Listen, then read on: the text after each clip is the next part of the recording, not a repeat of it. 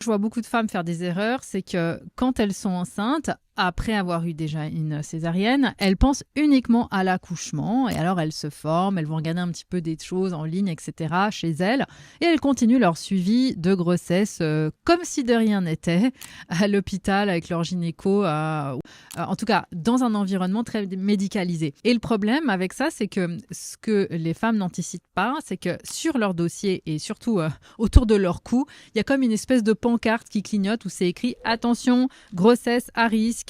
C'est un AVAC, attention, attention. Pour autant, à partir du moment où une femme, elle rentre dans le système médical avec un passé de césarienne, on va clairement lui mettre sur le front péridurale plus haute vigilance. Ça veut dire que la femme, elle a vraiment absolument intérêt à comprendre ce qu'est l'effet toboggan. Et donc, je le rappelle, c'est vraiment le cœur de mon approche. Moi, j'ai 2 semaines de cours sur ça dans ma préparation, où j'explique vraiment aux femmes qu'est-ce qui fait qu'on glisse sur l'effet toboggan. Et une des grandes portes d'entrée, c'est la fameuse péridurale.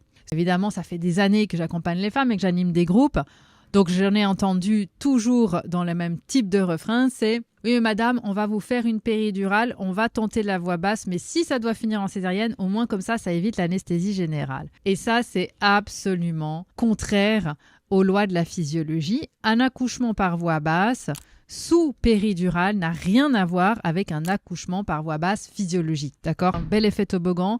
Parce que ça, c'est un grand classique, et encore plus avec un utérus cicatriciel, les ventouses, les forceps, la position sur le dos, le périnée qui est déchiré. Très important, son suivi de grossesse, dans l'idéal. Moi, je suis très fan du suivi global par une sage-femme. Il faut savoir que ce n'est pas obligatoire d'être avec un gynécologue. Même quand on a eu une césarienne, on peut tout à fait être suivi par une sage-femme. Donc, va vers une personne qui ressent ton projet, avec qui tu sens que ça match au niveau des valeurs humaines. D'accord ? Parce que pendant la grossesse, c'est là que tu vas poser toute l'énergie et la confiance en toi et en ton corps pour réussir ton accouchement.